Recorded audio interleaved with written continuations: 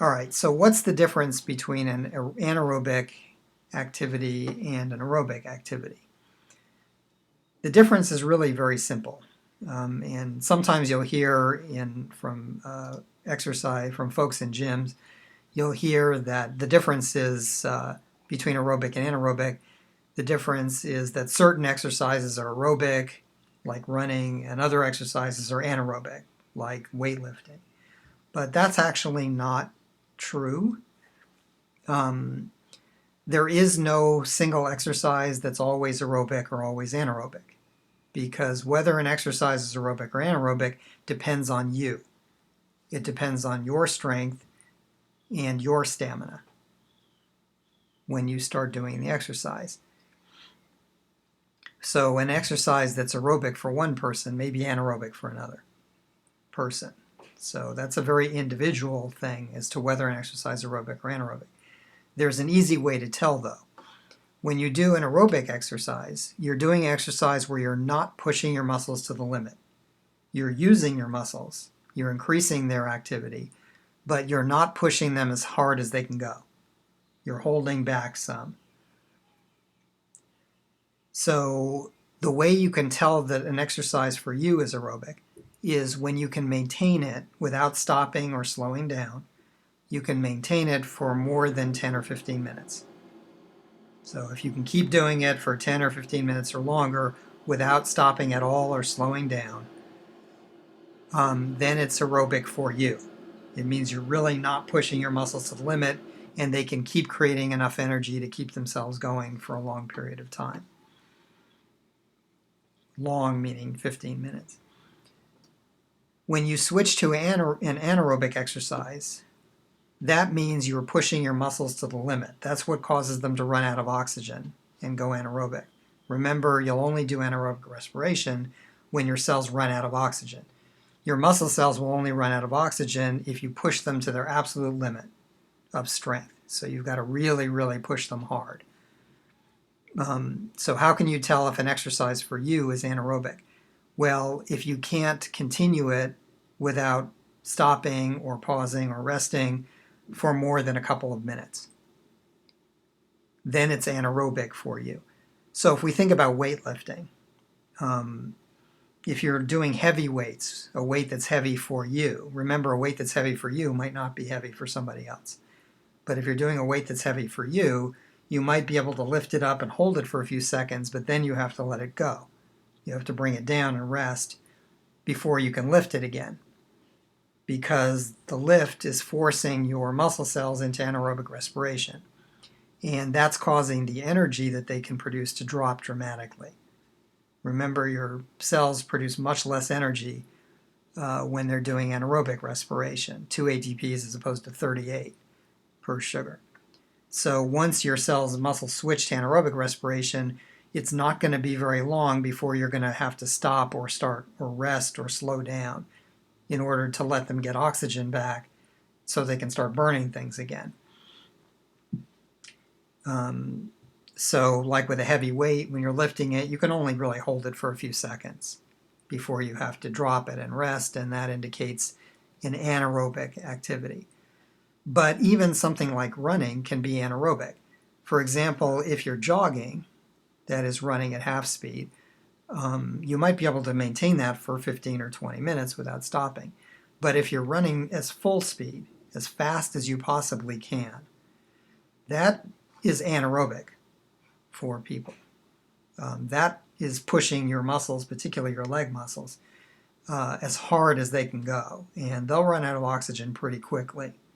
Most people cannot run flat out for more than 30 to 60 seconds before they have to either slow down or stop, because their leg muscles just run out of energy. So even something like running can be anaerobic depending on how hard you push yourself. So if we look at the difference between these two athletes, this athlete's a marathon runner. He's got to run continuously for more than 2 hours. So that means he's not going to be pushing himself at any given point as hard as he can go. He's not going to be running as fast as he can. He's going to hold it back a bit so that he can maintain the activity. Whereas this runner is a sprinter. That is, he's running as fast as he can because his race doesn't last 2 hours. His race only lasts about 30, 60 seconds. So that's an amount of time you can go anaerobic. And he's going to be pushing himself to the limit. He's going to be running absolutely as fast as he can until his muscles give out because they've been forced into anaerobic respiration.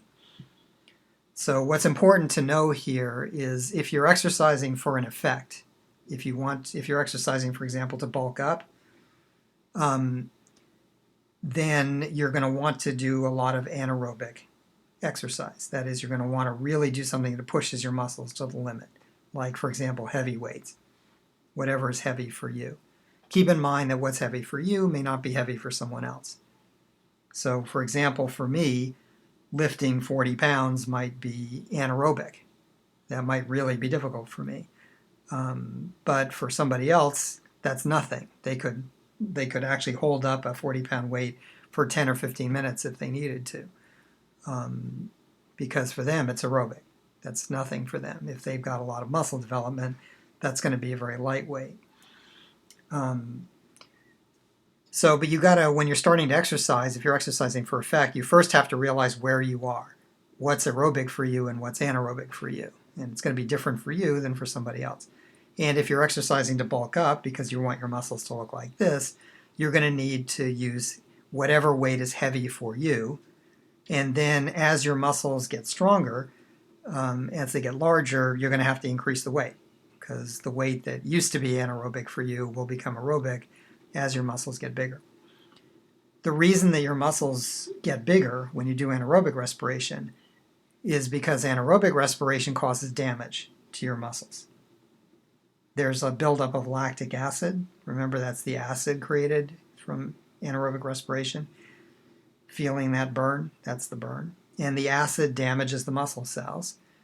Also, when you use heavy weights, the muscle cell fibers tend to break because of all the stress that's put on them.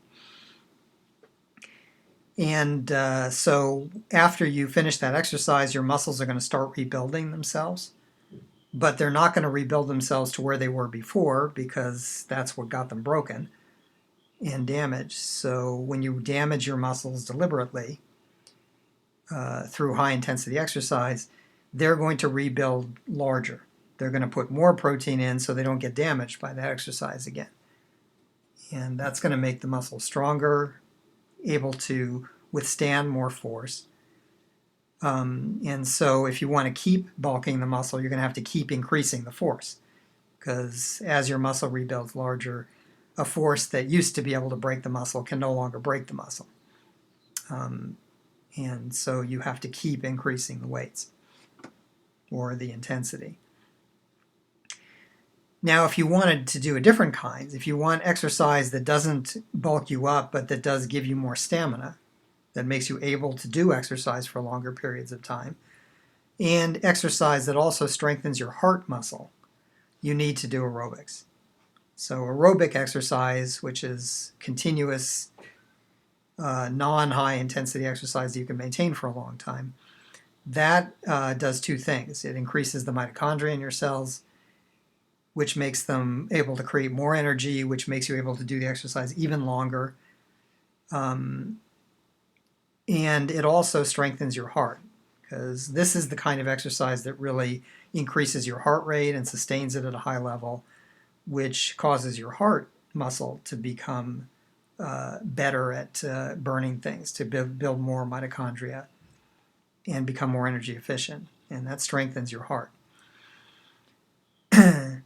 So depending on why you're doing the exercise, if you're doing it for cardiovascular improvement, if you're doing it for stamina improvement, then you want to focus more on aerobic activity. If you're doing it to bulk up, then you want to focus more on anaerobic activity. If you want both, and a lot of people want both, including most professional athletes, they want more stamina and more strength, then of course you just mix the activities. You do some aerobic and some anaerobic.